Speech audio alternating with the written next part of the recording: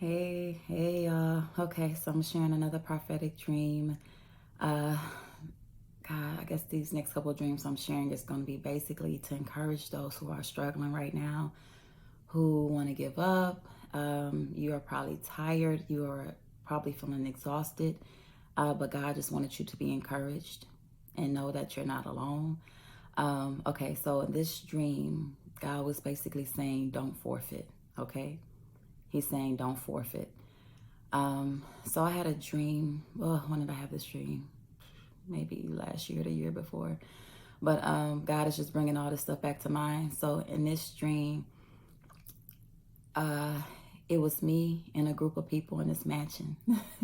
We were in this mansion, and it reminded me of like Willy Wonka, because it was like we had a golden ticket or something. Like, I didn't see a golden ticket in a dream, but that's what it reminded me of, because it was a small group of us in the mansion, but it was a bunch of people outside that wanted a turn to come in, right? But it wasn't their turn, it was our turn. And so we're in this mansion and we're looking for the prize. We're walking around, we're looking for the prize, right? And we can't find it. We cannot find it. We have searched that mansion through and through, and it's like, we don't find nothing. We don't find what we're looking for. We don't find what we came there for. And so we get a little tired, and me and a group of people I'm with, we just get to a point where we're tired. We don't know where else to look. We looked everywhere. We searched everywhere. We did everything we could think to do. And it's like, are you kidding me? Like, we're exhausted. We don't know what else to do at this point. And so a couple people in the group are like, I'm tired of this. Like, we're never going to find it. We're never going to get it. And they basically get upset, completely exhausted with it. Because like I said, we had been looking for a while. They get upset and they decide to leave the mansion. And they go right back out the front door with all these people who are waiting to get in, right? And it's like me and another person. And we ain't leaving because it was like the golden ticket. It reminded me, like I said, of Willy Wonka. All those people outside wanted to get in, but it wasn't their turn. And we remembered how hard it was to get in there. And so me and the person that stayed was like, ain't no way we leaving. We've been through too much to get in here. And so the moment those people left, the people who were in our initial group, and they gave up and they left, somebody who was like, I don't know, the butler, well, he was more of a guide. The guide of the mansion came out, the guide. So he came out and he was like, y'all looking for this? Like, asking if we were looking for the treasure, and we were like, yeah. And he's like, okay, come on. Just that easy, just that simple. He came out of nowhere after they left, and he told us he would take us to where the treasure was in the mansion. And he took us through a path that we didn't even know. Like, we had searched that entire mansion, and we didn't see that path nowhere. And it was a path, like a secret door, and then it led down some steps. And I was like, what? Me and the person that was left, he was like, what? And so as we were going, we saw different areas of the mansion we didn't even know that existed, right? One of the areas had a back door where all these cars were there, and they were like beautiful, brand new, nice cars, and people were trying to bid on them. And I had the knowing that these cars were super expensive to everybody else, but for us who were in there, like the past that we had, those cars were dirt cheap for us. Like, they were dirt cheap. So while the guide was guiding us through a way that we didn't even know, a way that, like, we had looked everywhere, this was a way that we did not discover and couldn't have discovered without him. He took us a secret way. And so we're seeing, man, like, they have this too. And so I peeked outside for a minute to look at the car, and I saw what the sticker price was for me. And I was like, what? I'm getting one of these cars when I come back. So me and my friend, we sat in the car for like 2 seconds, but we had to keep going because the guy was continuing, because the car wasn't the ultimate treasure, right? It wasn't the main treasure in the mansion. And so we get out the car, and I just say, note to self, on the way back, I'm getting you one of these cars, because it was literally dirt cheap. right? And so for me it was, and for us. And so we continue, and he leads us directly to the treasure in the mansion, directly to what we were looking for. And yeah, so that's basically the promise, right? And I'm gonna leave that there. And along the way, I remember asking the guide of the house, I said, did anybody else make it here before us? Had anybody else found it before us? And he said, just one other person. And he told me the person's name. And I know this person in the natural. And this person, I've seen this person go through a lot. I've seen this person go through a whole lot. I've seen them lose a lot. And then I saw God come in their life, and I saw this person fully restored times multiples. Like for anything they lost, they just had more. You know, they lost family. They got more. Like their family life, their home life is so rich now. And every time I see this person, it just lights up my life, because it just encourages me, and I'm really happy for them because I know what they've been through, and I see what God has done in their life, and it's just more, more, more, and more. And so when I said, did anybody else make it here before us? And he told me this person did, and I was like, oh, okay. And I was like, I hope it's some good stuff left. And then I thought, yeah, I'm sure she left us some good stuff. And so, you know, it's still enough for us too. And so anyways, you guys, that was the dream. That was the dream.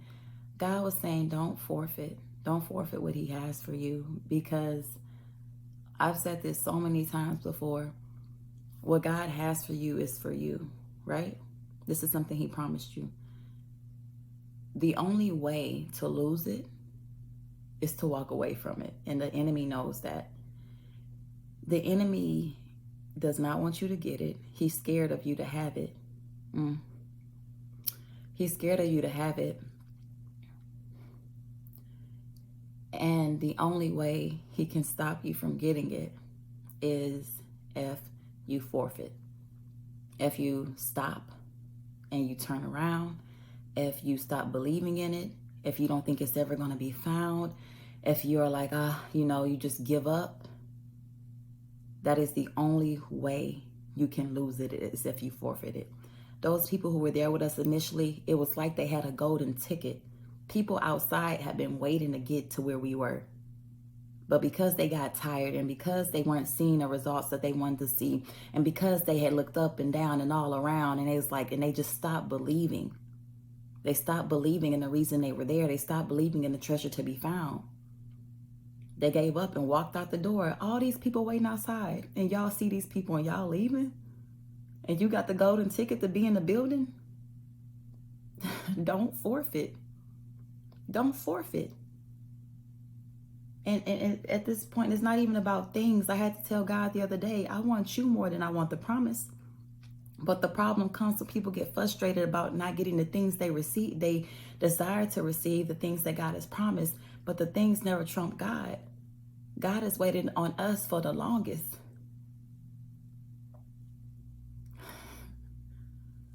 Right now, we're waiting on God, and that's okay, because he's not going to make us wait as long as we made him wait.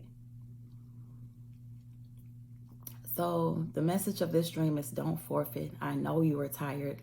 Previous dream I released, the message was God will give you strength.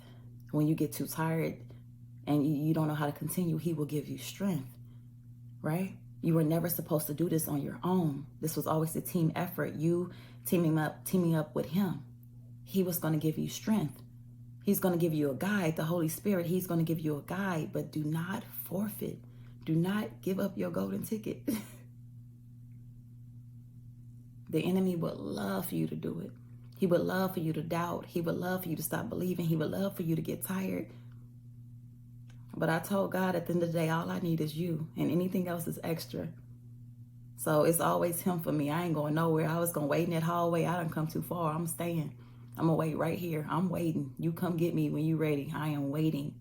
But whatever I do, I'm not going to forfeit. All right, y'all? And don't y'all forfeit either.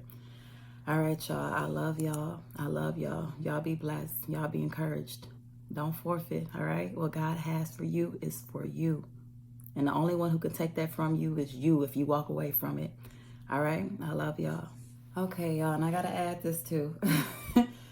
Man, and this is not to condemn anybody or make anybody feel bad, but this is the thing, to the place that he's taken a lot of us. You need to be committed. If you can give up on God when things are not looking your way, if you can throw in the towel and actually walk away, like position yourself to walk away, you weren't ready. You wasn't ready. You weren't ready for what he had for you. I even feel like in this dream, how the guide came out 2 seconds later after those people left, it was like he was weeding out those who were there for the wrong reasons. God is the ultimate promise. God is the ultimate gift. A relationship with him is a privilege and an honor. Jesus, God, Jesus was the gift, is the gift. It is our privilege and our honor to serve him, to worship God is a privilege and an honor. I had like the best praise and worship party with him the other night, and he showed up. It is a privilege and an honor when he shows up, to feel his presence, to experience him. It is a privilege and an honor, the ultimate gift. We have to be careful not to, what's the word I'm looking for? Not to put the promises above God, not to idolize the promise to where we get anxious. We have all this anxiety about it. You know what I mean? Like, oh my God, when it's going to happen? I'm going to miss out on this. I'm going to miss out on that. God is in control of all of that. He's in control of all of that. So something I had to even check myself on is because I was looking at the situation. I was looking at the timing, and I was getting anxious. And God, I had to check myself. I had to rearrange some things mentally and emotionally and spiritually, because I am to be anxious for nothing, but by everything. By prayer, I will present my request to God. And I trust that he is big enough to do what only he can do.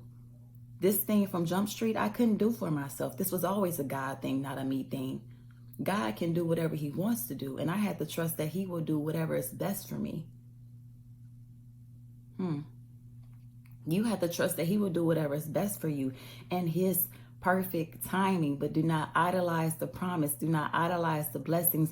Do not feel like if I don't get this, then I'm just gonna, do what?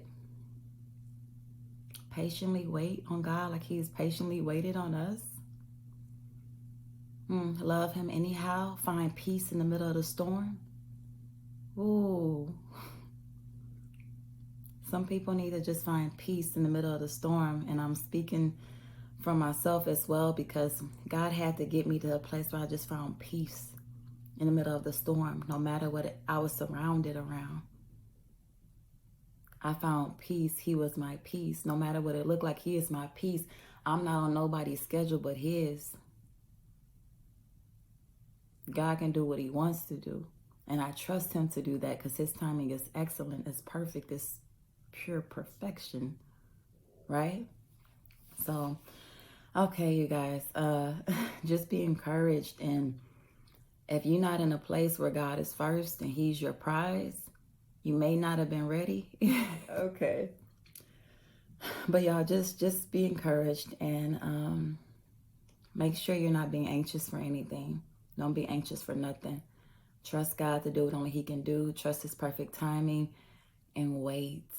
A lot of us are in waiting seasons, all right? A lot of us have already sought God out. A lot of us, he may have given you a piece to the puzzle, but you don't know when that puzzle piece is supposed to work. And you're just like, okay, do I do it now? Do I do it now? But you're getting anxious about it.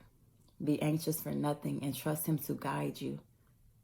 And be okay with the waiting season. Be okay with the waiting part of it, okay? All right, y'all. I love y'all. I love y'all. And y'all be blessed.